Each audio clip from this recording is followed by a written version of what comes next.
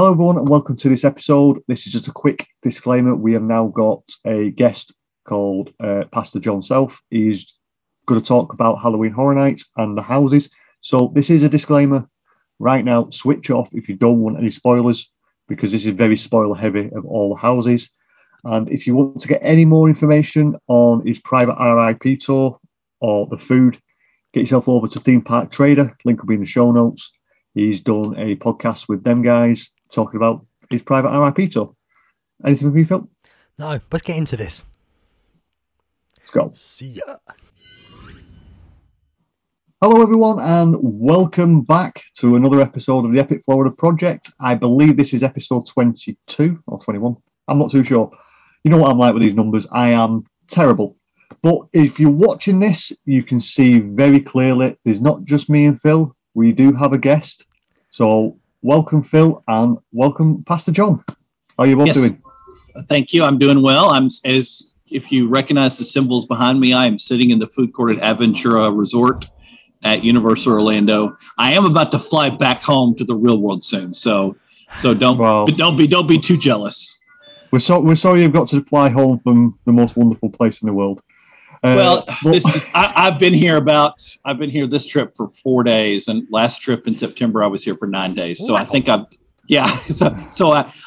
almost becoming a UK person and stayed for 14 days. Yes, I'm almost on zero. But I know. Very much appreciate you coming on for us, Jon. Because what we're going to do, we're going to go through your thoughts on the houses from Halloween Horror Nights, because I believe this is your first time ever going. It's the first time ever going to Halloween Horror Nights. So I'll just quickly ask that. What did you expect going into it? One of the things being a very part-time blogger is you edit a whole bunch of people in. I know I keep making fun of bloggers on this, but they're really creative people who are bloggers, but they don't know how to edit. They don't know how to write English sentences, and they don't even know how to write American sentences, and those are different. And so I've done a lot of editing of HHN stuff over the last 3 or 4 years. And so I was pretty much familiar with it. There was some things I didn't understand until this trip. I now understand when somebody says, I missed the scares, or there was a cast change. I now totally get it. And I totally get how a cast change, even if you didn't miss in between, a different cast make a huge difference inside a house. Yes. Definitely. I believe it's usually the A and B cast, and they're flipping every 45 minutes. Yeah. If you know Halloween Horror Nights, you'll know that one cast can be fantastic, another cast can be absolutely awesome, but there can be so many differences you won't notice and think about until you actually experience it. So I'm glad you actually understand that now. I kind of understood it, but I only understood it from an academic standpoint. Now I really understand it. And also I was surprised the quality of sets, because I had some of my friends did an unmasking tour a couple weeks ago. And I recognized the sets as being good, but they showed me photos because they let them take lots of photos this year for the unmasking tour because they were doing original houses. And the set quality it's not Hollywood quality, but it's close. Oh, it's fantastic. Yeah. I've got to agree. I've only been to 3 of them myself, and I think one of the sets, what was it? Poltergeist, absolutely blew me away. And obviously, the first Stranger Things, the second Stranger Things, I thought was rubbish, but set wise, I think they're so good. And I actually think the original sets are even better sometimes. Yeah, and just so you know, Stranger Things, the second year was like the lowest reviewed house that year. It was rubbish. So, but Haunting of Hill House was probably the best set. This is where I get jealous of you. Yeah, it was probably the best set, and I'm worried that I didn't really appreciate it. I mean, I've watched the Netflix show, and you really need to watch the Netflix show for that house. That's a trend when you talk about HHN this year. You really need to know what you're talking about before you walk in. You can't just do it blind this year because it's too much fan service and too much really excellent job of taking the IP and presenting it in a house. Yeah, I totally agree. Definitely. So do you want to go to the first house? Yeah, that's what I mean. We'll go straight into the houses. So we'll do it IPs first. So you were just talking about Haunting of Hill House. What were your thoughts on the whole experience in the house? Haunting of Hill House was probably one of the better houses. I'd say in the top 3. The theming was good. Some of the people I was with said it was what a haunted house should be like. It was like dark hallways, thematic elements, and it did not depend upon the scare actors. It had scare actors, but it didn't depend upon the scare actors for the scares. If you're familiar with the show, there was a scene of broken glass that was well done. There was a scene when you enter into it that was well done. You get to see the red door. All of these things were really, really well done. And the key ghosts, well, I'm not ruining it for you guys, but anybody listens later. Well, what we'll do, you need to keep an eye out for the key ghosts. Yeah. They pop out when you do not expect them. That's good. Well, if you're watching this now, we'll just put a disclaimer in. For every other spoiler alert. Yeah, there's spoiler alerts now. Yeah, so I'll try to spoil as little as I can, but I don't. Well, no, it's fine. Go spoil as much as you want. We've just given a warning. Okay, we'll give a warning at the beginning. We'll do a little intro and give a little warning at the beginning as well. Anyway. Well, okay. Now that you've said that, Haunting of Hill House, the tall man. Yeah. You see him. You see all the ghosts you would expect to see, but at the end, when you kind of think it's over, because you've had the finale that happens in each house. Can I have a guess here? Is Go it ahead. going to be the broken neck lady? No, the tall man pops out and just out of literally it seems like nowhere. It's the double ending. The classic so it gets HHN double ending. And the that house, I guess we should cover this. That house did not seem affected by the vinyl because a lot of the houses still have vinyl in them. They don't have plexiglass; they have vinyl. Right. Okay. Okay. What's the difference, quickly, for people wondering? The vinyl mine was like a plastic sheet. It's more like a sheet, and the plexiglass is way more stable. Now, the bride's house has a section of plexiglass, but it actually helps it. Right. Oh, yeah. They okay. last year as well, so they would have known that. Yeah, that actually works well. So let's move on to another IP. The one that I really was looking forward to, Beetlejuice. We got 2 days of it last year, and now it's got the full effect.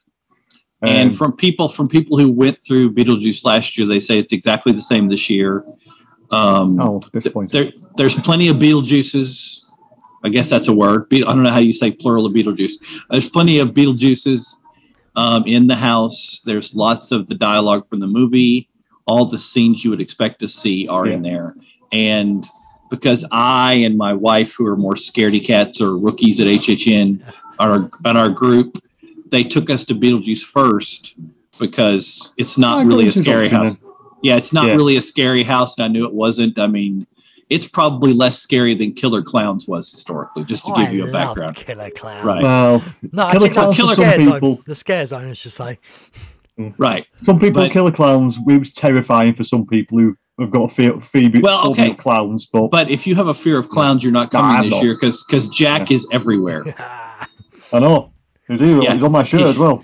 He's on golf. He rides around on a golf cart terrorizing guests. Oh, well, I'd love to see that. He shows up in Eddie's scare zone.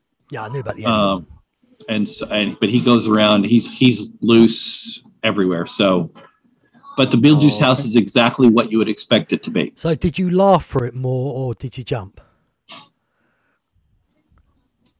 I don't know that I did either. Kind of in between. I was appreciating the fact that we were getting all the scenes. Well, it's actually getting all the events. It's also your very first house as well at Halloween Horror Nights. It's one of those. You see, a lot of people do get a massive bombardment of everything all at once, and they don't know how to process it quickly enough. But you prepared yourself a little bit, so I think you would have handled it better than some people. Yeah, some people either love it or hate it. Yeah, the only scare thing we had experienced at that point was walking through the Sherwood Forest, the Terror Queen scare zone, but it was still daylight, and though that scare zone is done well, it wasn't really scary. And then we turned towards Springfield to go the back way on our R.i.p. tour, and something I had been prepping people for so long. Springfield doesn't have chainsaws this year. Yeah, that's disgusting. Oh, yeah, well. To be fair, it's only been the chainsaws for maybe the last 2 or 3 years. 2007, it wasn't. you think Disney might have something to do with that, being the actual owners of The Simpsons now? No, we think it has to do with the fact that Eddie is a big fan of chainsaws, and you have a house, Texas Chainsaw Massacre. Yes. Too much chainsaws. Well, yeah. Tell you what, John, fantastic segue. What do you think of the Texas Chainsaw Massacre? I was told a lot about Texas Chainsaw Massacre in advance, and also it was an HHN 26. Is that correct? I missed. That's the one I missed. I did. I missed it. And one of the advantages of going the R.I.P. tour is your tour guide gives you a short synopsis of the house before you go in, anything you need to know. And he said, you're going to meet more members of the family. You're going to meet Grandpa and all these other people. And apparently, if you're in that family, you know how to use a chainsaw, because every one of them knows how to use a chainsaw. It was themed really well to go with the 1970s Texas imagery, and it was kind of gory. And there was did it have that distinctive smell that you usually get with them type of houses? I don't know if you would understand that one, but I totally understand that one. The smell like, you're at some outhouse somewhere. Yeah. Food. Yes. No, I didn't notice it, but they were also trying to play off the barbecue and the pigs. There were a lot of haunted scare gags with the pigs, and the pigs would come out of the vinyl pig puppets, and they would scare you with them out of nowhere. Arms and would come out of nowhere. It was actually well done. That's pretty cool. Because this year HHN is trying to put a bigger emphasis on the food, because they wanted to connect it to. I assume they wanted to connect it to the Coca-Cola barbecue stand that was themed to Texas Chainsaw Massacre. Well, if Universal can't get things to work together like that, I don't think anyone else can, because everything always has an agenda with Universal when it comes to mixing things together, and they do it very well. And they do it very well. Let's move on to the one I was a bit gutted about, really, because it is my favourite franchise. Universal Monsters: The Bride of Frankenstein lives. This is what were your thoughts on this one? I walked through it last year during Diet HHN. Mm-hmm. And I now get why a walk-through attraction during the day will never work, and why the Walking Dead thing didn't work. It's just not the same. No. I mean, maybe you could run it for a day or two, or you could run it for a year and then rotate, but it's just not the same. I'll tell you what about that, what you just said there. I would love them to run it for a few months, just for all of the British people who are going to return whenever, if it's going to be November or December. I think it'd be nice for some of them to see it. And when I say British, I mean European, everywhere else. No, I understand. Yeah. And I do think that Universal is considering the soundstage ones, leaving them up. Ooh. But I can't confirm that. But I know they're considering these things. Because obviously with quick segue, obviously Macy's balloons for Christmas are now going back out on the streets this year. Obviously, they're going back on the streets, so it buys some time for the sound stages. Okay. And so, was there any changes, can we say, in the Bride of Frankenstein house from last year? There was less plexiglass. Pretty much that was all it, though. It was pretty much the same as it was last year, even though some of the scares were better and they were better staffed, because last year they weren't. Yeah, the houses weren't staffed very well. I'm not blaming them; they were at least trying. But the houses weren't. But the Bride's house is the first example of you need to know the classic movie, or you don't know what's going on. Yeah, I figured that would be the thing, because if you know the film, you know she's only probably in it 2.5, 3 minutes. Yep. In total. But it's one of my favourite films, because it just emphasises what Universal did back in the day with the classic monsters, and obviously Universal wouldn't be where it is today without them. So I do like them to do the Universal monster side. But it sounds like that would have been fun as well. And the other thing, you probably knew this already, but there's an Easter egg of the creature from Black Lagoon in that house, which gives us the theory that that's going to be a house next year. Yeah. There were lots of there were lots of clues to what the houses would be next year based on the event this year.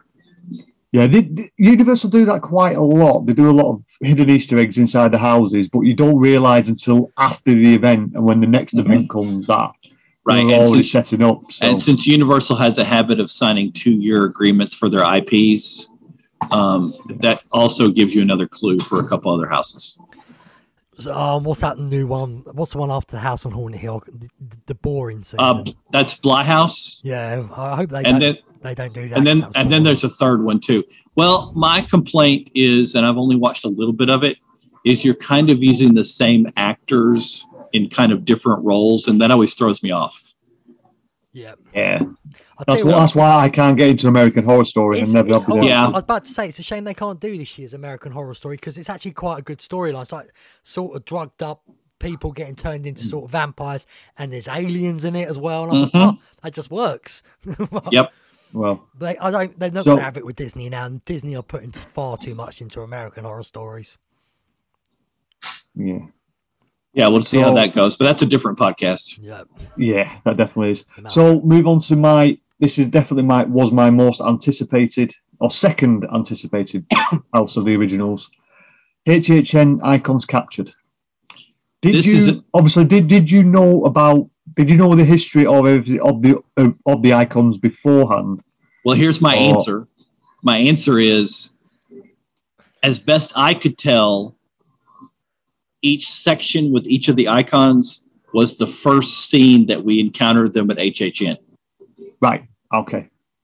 So I suspected that when I first walked in, but as I kept going through, I was like, that looks like that. That's Lady Luck's wheel. And that's this. So just in my knowledge, just typing on a screen and editing people, I was like, this looks like the first time we see each one of them. And the scenes were done well. So it was just like a big collective house of all the icons, and it was just a snippet of each one. Yeah, but if you didn't, this is another example. If you didn't know your icons, this house was terrible. If you knew your icons, this house was wonderful. It sounded very similar to HHN 20 when I went to that one. I've compared. If you didn't know the history, you didn't know anything really. Yeah, I've compared it to all the fan service in Avengers, Infinity War, and Endgame. You know, those movies could have been an hour and a half each. But I'm not saying they weren't good movies, but with all the fan service, they made them 2.5 hours or 3-hour movies. So I've got a question for you now. Out of all the segments in that house, what was your favourite?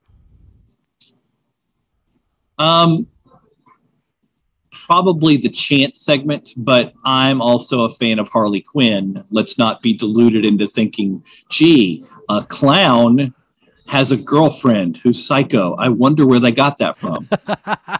Okay, I mean, let's not be deluded. It kind of reminds me of the old days of Fright Nights and the parades, and they would have all these IPs they legally couldn't use, but Universal used them anyway. And who was on the throne at the end for you? Jack. I see. The problem is I've edited so many other people's reviews that I'm confused on what it was for me, but I believe it was Jack. Yeah, I believe it does rotate every 45 minutes with the cast change. Yeah. So you could go in there. I think someone's done 13 runs and they still haven't got one of the icons. Right. So you've got to keep going through that one to get every icon. Yeah, and I should ask you guys because you guys would know more. I'm struggling with the logic of the icons in HHN. If fear caught them in the lantern, then how is Jack running loose? And I think what it is, Jack, Fear in 20 came out. He said he was the puppet master. Right. He was the one controlling all the icons, and he was the one who was the actual person who was running it all. The lantern eventually broke out. All the icons came out, and when he come to get them all back in, I think Jack was the one who said, "I ain't going back. I'm on my own." Well, so when you enter into the HHN Icon House, I think I have a photo of this for the article I wrote for Pirates and Princesses on their house, but there are totems. Maybe they're not totems, but they look like totems. They're across the arch as you go in for every single icon, kind of like the image fear is controlling that man. There's one for Lady Luck and there's one for Chance because they come after HH and 20, right? Yes, they do. Yeah, come after 25 as well, then ones. Well, I always forget. Lady Luck was 21 and Jack was 25. Chance had her own one, 29, wasn't she? 26. Was it 26 Chance? Yeah. I can't bloody... Yeah, well, 20, year 29 I didn't go. Was the, 29 was the bloody 80s and that, wasn't it? Right. Yeah, very true. Yeah, it's hard to link them all together, but it looks like they're trying to break away from fear being the controller of it, and now Jack is taking charge. Yeah, that's where they're trying to move to. But yeah, but I mean, I thought the house was good, but if you didn't know the backstories of these icons, you're just walking through, and it's like, okay, whatever. That could be a similar effect with a lot of these ones now, because if we move on to Welcome to Scary, exactly, or in the Heartland, it's if you don't know, if you're brand new to Halloween Horror Nights, Kerry, Ohio is a place that Universal use a lot for Halloween Horror Nights lore, and this year they've just brought in a house that brings it all together. Yeah, and I would rate this as the worst house of the ones. It's not that it was bad. It just wasn't good. But as I talk to HHN veterans, if you have 10 houses or 9 houses, there's always one. 7. There's one or two that are not good. Yeah. You can't be all perfect. Right. But I would, as I've told people, I would rate this on a scale of 1 to 10 to be a 5. And if a 5 is your worst house, that's probably a good year. Yeah, definitely. But the biggest problem with that is with the icons, when you move from scene to scene, it sort of made sense that you're moving to a new section. When you move to new sections with the different scare zone, the houses and the history of Carrie, you didn't know you'd moved into a new section. And I knew the stuff, and I didn't think it was really well done regarding that. Right. So it was if the scenes were blended together but didn't match. Yeah, they didn't match, and there wasn't a clear transition, and I really liked what they tried to do with the TV station theme, and they tried to do with the holiday shows, and they tried to do with a bunch of these other things, but it didn't work as well. But if you were an HHN fan, you would have walked through and thought it was a great house. Yeah. So moving on to another one that probably people never got the lore with, Case Files Unearthed. Yeah, you have to know a lot about this one for this one, I think. Well, this one was this actually one was based on the first year I went back in 2008, the Bloody Mary year. Yep. They can't really say that anymore, but right. I'm not going to get into that. We're not going to get into that debate. But I had literally all the houses at Halloween Horror Nights 18 were very similar to Legendary Truth, and they all linked together. Mm-hmm. So I had a massive experience with this. So I was really looking forward to this one. It's probably my most anticipated house out of all of them. And I just want to know what your thoughts were. Well, I didn't go in with positive thoughts because it was in the Shrek Theater. The Shrek Theater has a history of not being the best, of being too short and not being...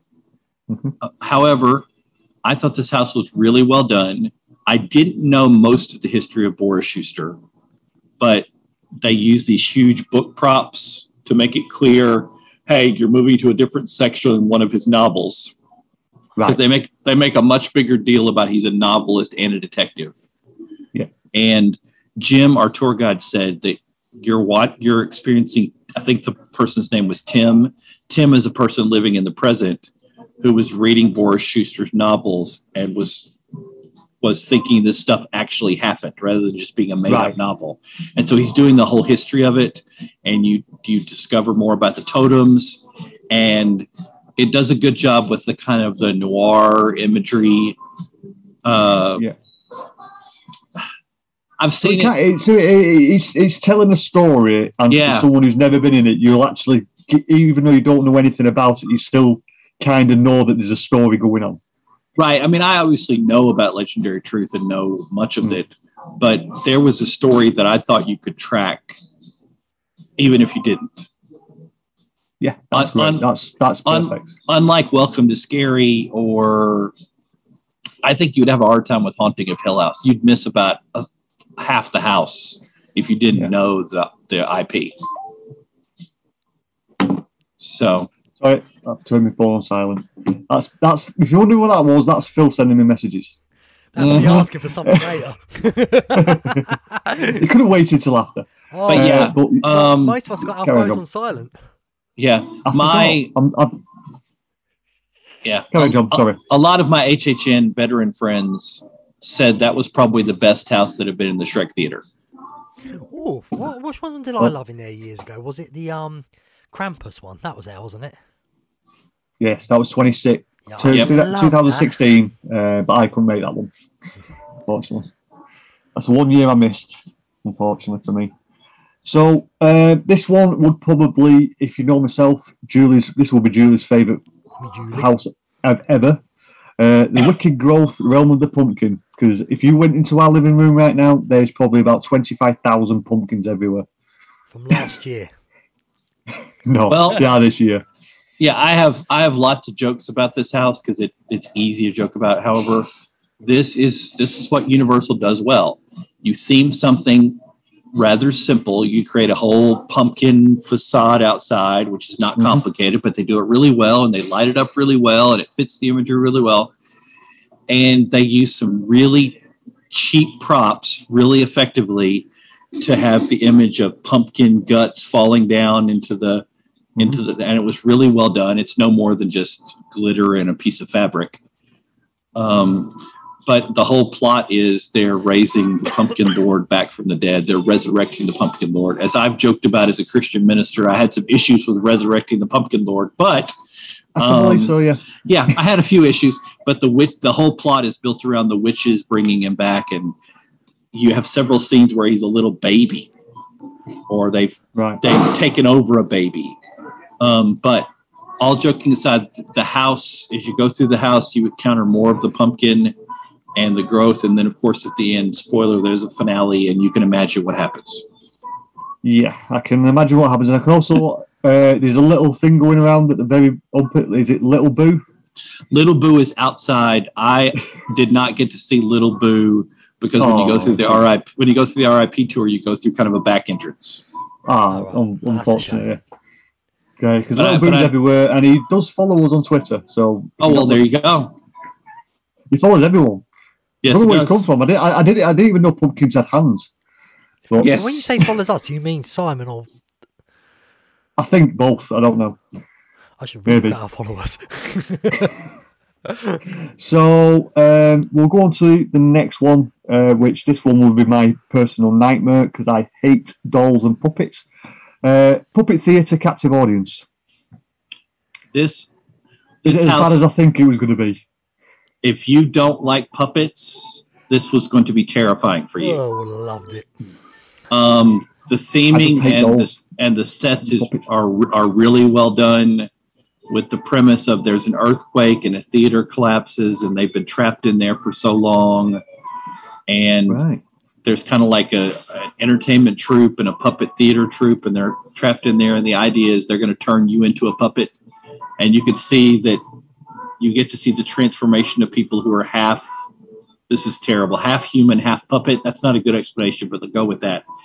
And that's what you're walking through. And the puppets do pop out and say hi to you, because the puppets don't have to wear a mask. They get up close to you, and they come out of nowhere. I skip Wicked Growth. Wicked Growth, the scares come from the ceiling also. Oh, yeah. So they do the hands down or... Yeah, so this is the same kind of idea of they come out of places you would not normally think they'd be able to. Yeah, that'd be pretty cool, that would. I like them type of ones. Wicked Growth and Puppet Theater were kind of in the same area behind the MIB attraction. I know they're not behind it, but they're sort of back there, back with the Welcome to Scary House. And so they're in the permanent tents out of it. In between Simpsons and Men in Black. Are they the areas when you have to do the super long walk? No. You know where Frankenstein was the year 20. No, because that's the new parade building. Oh, right. That's further. There's the two little white house. Yeah, I know what you mean. I know what you mean. See, this is where I have no idea what you're talking about, because with the VIP tour, R.I.P tour, they walk you. Yeah, you probably went round the back. I have no idea what you're talking about, but I have heard the image of doing certain houses kind of behind Kids Zone as being the walk of shame because it takes you so long to get back. Yeah, usually the entrance is usually last year, a couple of years ago, it was Ash versus Evil Dead. You walk past E.T. and it was felt like a mile walk because you literally went all the way around the back of the new building. Yeah, I've done that. I've done that walk on a Mardi Gras float where we were the first float, and it take you all the way back. Right. So yeah, it's a long walk. When you don't realize there's that much space behind there. Right. Yeah, but that's why there's usually pop-up bars everywhere. Yeah, that's true. A couple of carts down for you. So we'll move on to the final one. It's actually quite fitting we left this one till end because it's took 3 years to turn up. Revenge of the Tooth Fairy. Yes, it did take that long to turn up. I didn't like this house. Oh, finally, someone agrees with me. But I think it's because this house gets hurt by the vinyl. Right. Is it a lot of is it a lot of up close? It's set up like a book, isn't it? Like a the idea is really good. Of a kid doesn't want to give his tooth to the tooth fairy. You should never do that because they'll turn on you and they become ghouls and then turns your family into monsters, and it's every child's nightmare at that point. But I think it was really depending upon more close-up scares with the scare actors, and it doesn't happen. It was relying on it, yeah. But the theming is really good. There's backstory. There's music designed for it. There's narration. I mean, there was a lot of work put into this, but I just don't think it lives up to it. See, I've heard a few rumours this year, though, there was still money held back due to they knew they wouldn't be as busy this year still due to, obviously, the international ban. Right. So I do wonder if that was what some of the things happened here. And obviously, at one point, it looked like there was going to be no restrictions this year, and then they had to quickly bring some back in because of that horrible little thing going around we don't want to talk about. Yeah. I can confirm that there is still a limit for Halloween Horror Nights. This is not normal capacity for Halloween Horror Nights. And I can't tell you what that capacity is. I guess 75%, but I have no data, and don't blame touring plans for me spitting out the answer. Well, I have been on a sellout night back in 2015, and you couldn't move. No, you can't move at all. Literally, you couldn't. It was 2 hour waits for everything. Yes. So even at the time, I think Simpsons was open, and that had a 2.5 hour wait. Yep. So the longest wait the longest wait I saw for anything was 80 minutes. The whole time I've been. That's not too bad. That's not too bad. The whole time that's doable. Yeah. So, that wouldn't have happened. I'm telling you, there would have been a lot longer than that if the internationals were over. Correct. And that was the tricky part for Universal. This I know is that when the internationals were sold tickets so far in advance, because you get different tickets than we do. Yeah. We'll give you a discount, let you use them next year. Well, Universal didn't know if you were coming. Yeah. And so they were like, we can't sell anything because we don't know. And they were stuck. I will give Universal the dues. I've got an annual pass. Julie's got an annual pass. Right. And Phil's got an annual pass. And ours have been paused. Right. So when we return, I've got a 12-month one. Julie's got an 8-month one. It's all individual based. Hang on. I've got 15 months. I was going to say, you probably have more than that. Yeah. But it's all an individual case based, so don't go on there saying, well, this person's got this person's got that. It's entirely up to the person you're speaking to and the cast member, the team member you were talking to at the time. And that is the strength and the weakness. Now we get off track here, but the strength and the weakness of Universal is you can get a different answer depending on who you talk to. Yes. And that's, I did one on Messenger and I've done one on Twitter. And I did mine by phone call. Yeah. And you somehow got through. That's amazing. Well, I did it when the pandemic basically started. So when you officially when we shut down, you lot shut us out, and then you shut down. I knew there were still a few people working. I rang up and got through. I did it on Skype, got through straight away. And I can't remember the lady's name now, but she was so helpful. It was unbelievable. Mm-hmm. Yeah. So there's a praise for Universal. Let's quickly with the scare zones. Did you manage to get through all of them with doing an R.I.p. tour? Because sometimes you do actually have to skip some. Did you get through them all? I think we went through all of them at some point. Yeah, we went through all of them at some point. So let's have a quick chat. Just go through all of them one by one. Let's get. Yeah. So okay. Well, let's start with the weakest one, which is Crypt TV. It's San Francisco area. Okay. And in fairness to Crypt TV, though, I would be suspicious because Crypt TV is a partnership with Blumhouse.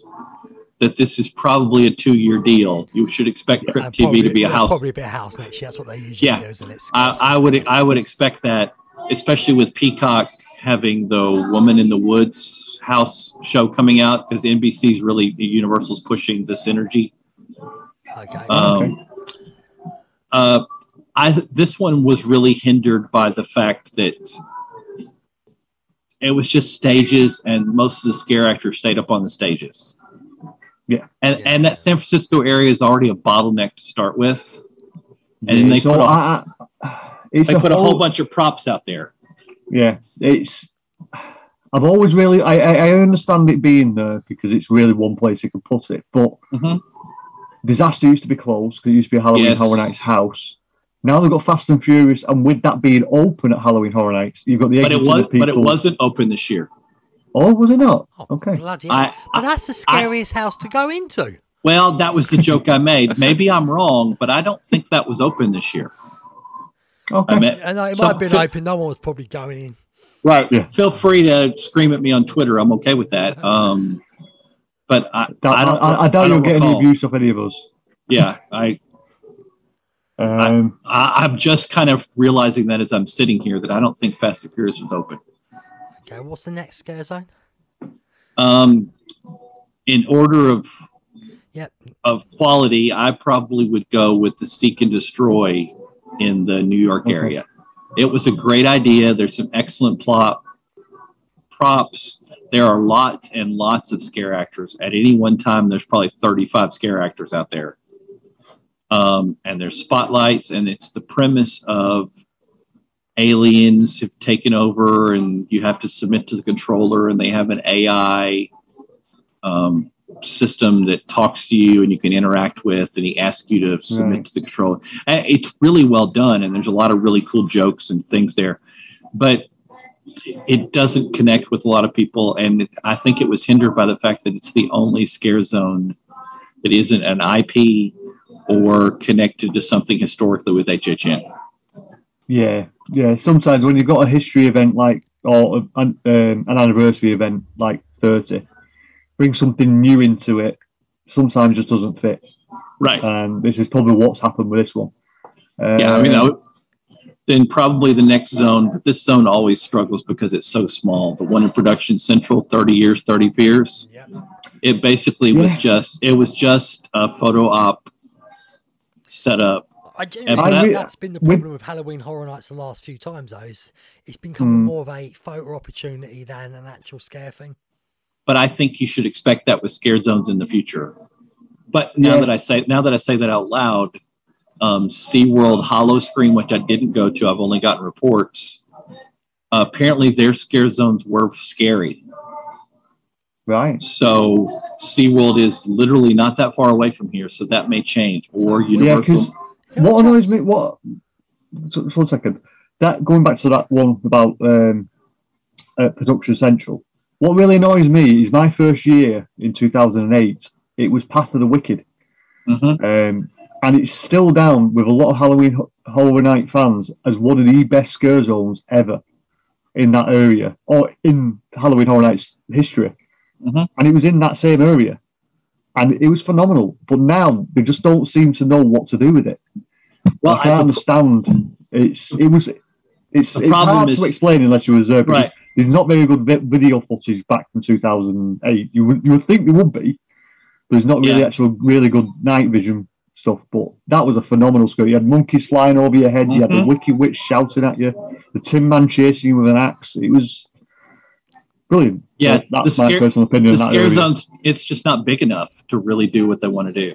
I still just think it's down to the people with phones now are too worried about taking selfies and photos now, and because of that, universal scare actors are harassed a lot more. Not in a bad way, getting punched or kicked, but people want to put their arms around them, have a photo with them, and I think it takes away from the scare. Even as a HHN rookie, I don't go to HHN to take a photo in the scare zone. But that's just me. Mine's all up here. I must admit, I do take them, but it's usually on my 4th or 5th time I've been through. The first time, I don't want to take anything. I just want to take it all in myself. But once I've been there 4th or 5th time, I want to take it in with photos just to remember in the future. But yeah, if anybody's going there first time and they're literally doing photos straight away, they're missing out. They're forgetting what they're there for, to be scared, in my opinion. Yeah. Yep, and then probably the next best scare zone was Sherwood Forest with the Terror Queen over in, I guess that's Battery Park area. Yeah.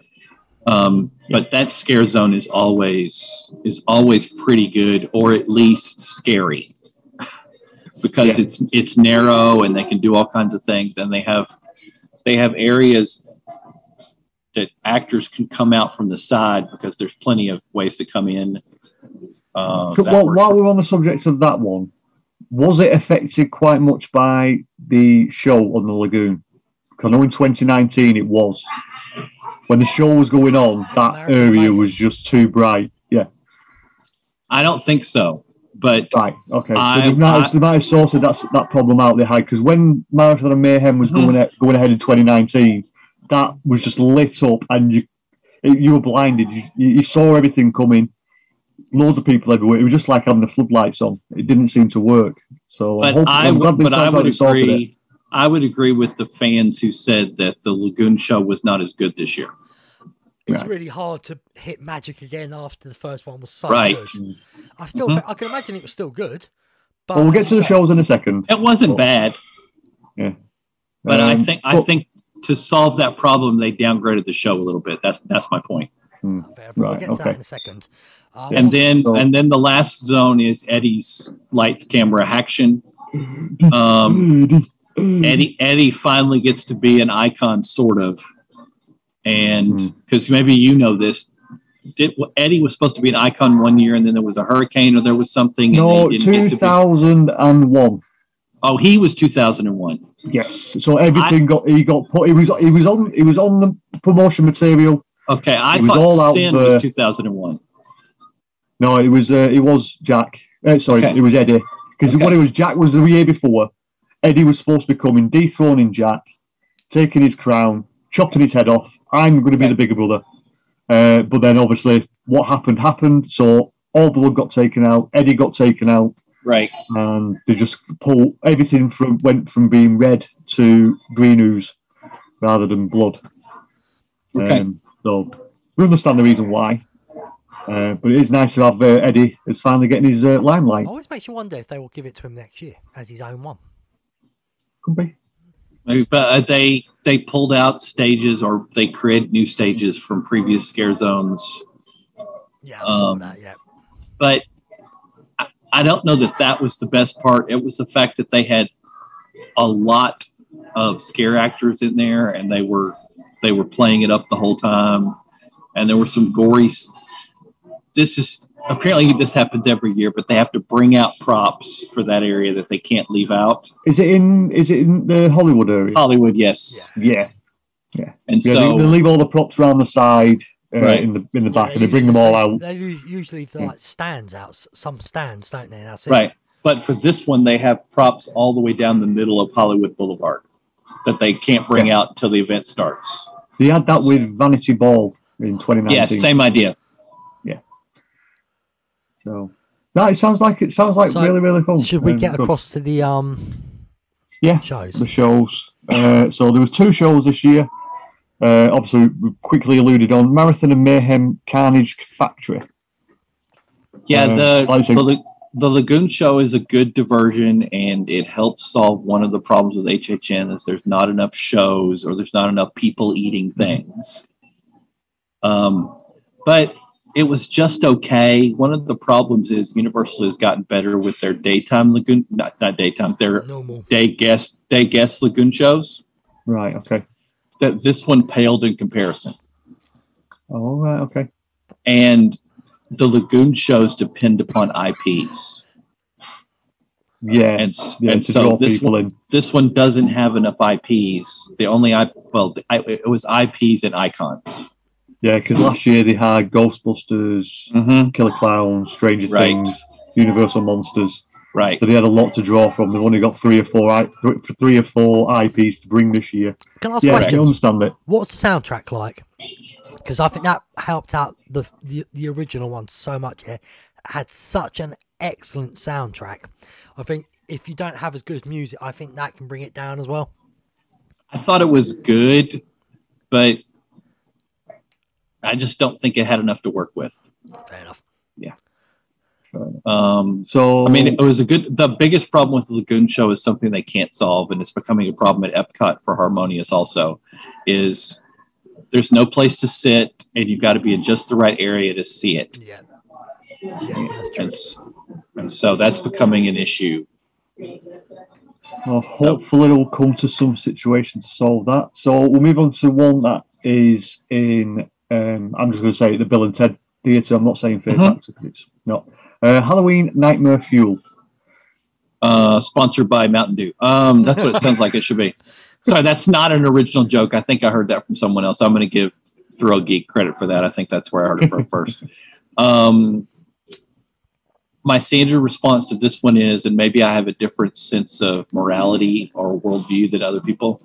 I wondered if I was old enough to be at this one. I know I had a funny feeling that was what you were going to say. My Twitter friend, Alicia Stella, she said, because she was doing a non-private R.I.P. tour the same night that I was doing an R.I.P. tour, that there was lots of risque dancing. When I've explained it, I've said there were plenty of people in leather and not much leather who had the physiques to pull that off. Was that like what was the year we went? The Scare Zone, Rob Zombie. Weren't people like in leathers and that on them stages as well? They had more clothes on. Really more clothes. Oh my God! And then, let's get it straight. Children are allowed into this event. Well, there's a reason, and I will give Julia, my editor, credit for this. When I've written anything about touring plans about Halloween Horror Nights, she says about 15 times to me, don't encourage anybody under the age of 18 to go to Halloween Horror Nights, and definitely no one under 13. Yeah. This would be a show, agree.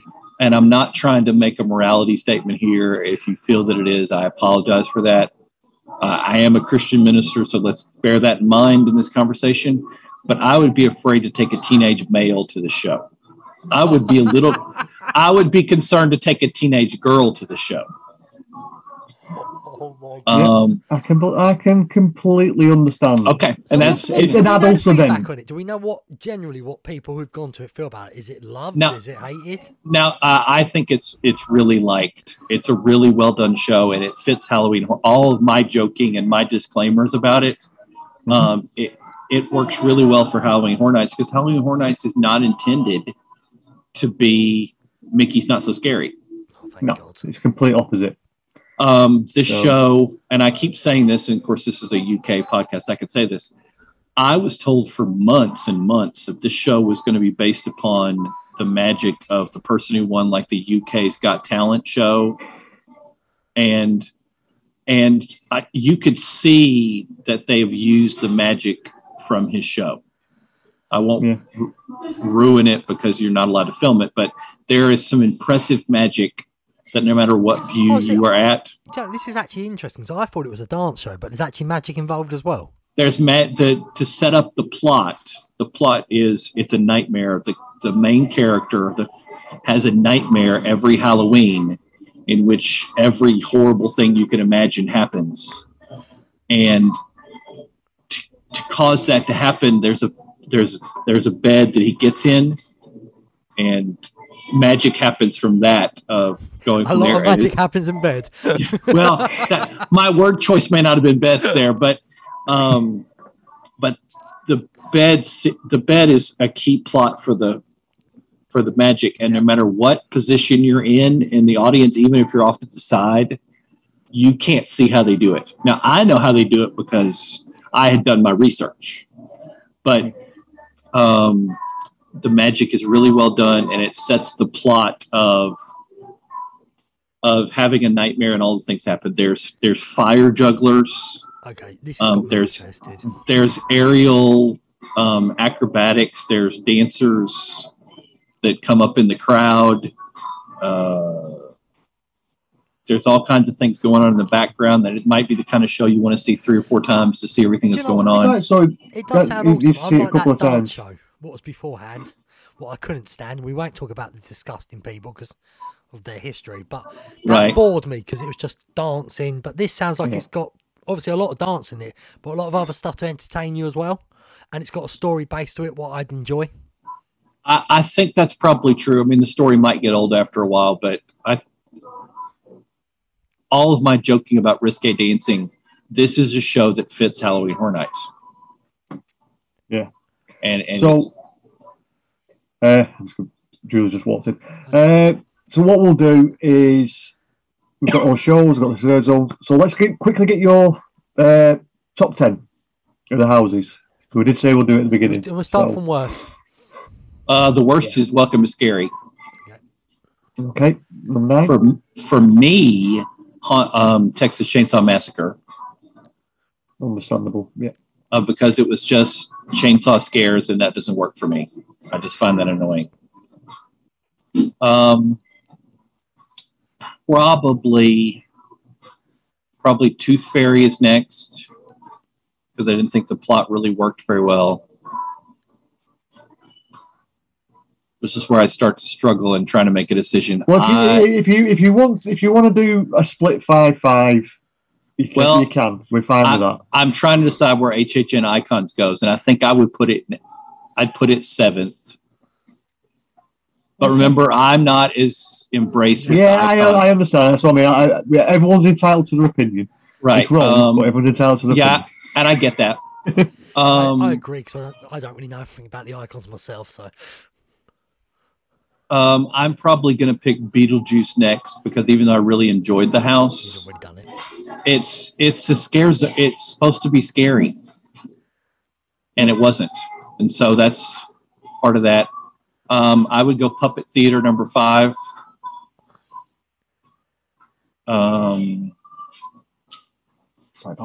Brides would be number 4, and I'm trying to think what I'm left with.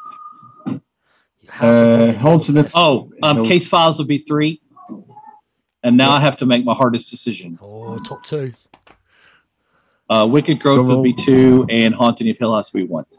Interesting. Well, to be fair, when you were saying about Haunting of Hill House, I had a funny when you said it was going to be your top 3. I had a funny feeling it'd be your top 1 in the end. Well, I knew Wicked Growth and Haunting of Hill House would be in that group, so I just didn't know what I would feel. I think I tried to be objective because my moral indignation about resurrecting the Pumpkin Lord. It's HHN, so that's just part of the deal. But I think I enjoyed Haunting of Hill House more. But I knew the plot of Haunting of Hill House really well. A lot more. I mean, we had just finished watching it a week before we went. Okay. Perfect timing. I've got a quick question. Obviously, October's not over. Will you be visiting any of the parks again? And would you be having a chance of doing Hallow Screams? I am not. I am not planning to, at least at this point, things change. I'm not scheduled to come back to Orlando till February or March. Okay, that's fair enough. But I did want to go to Hallow Scream, but what kept me from going was a silly thing, is only one coaster was going to be open. Well, which one would that be? I thought it was supposed to be Mako. Right. And we didn't know enough about what they were doing for their scare zones and their shows and their houses when I wanted to decide. That's fair enough.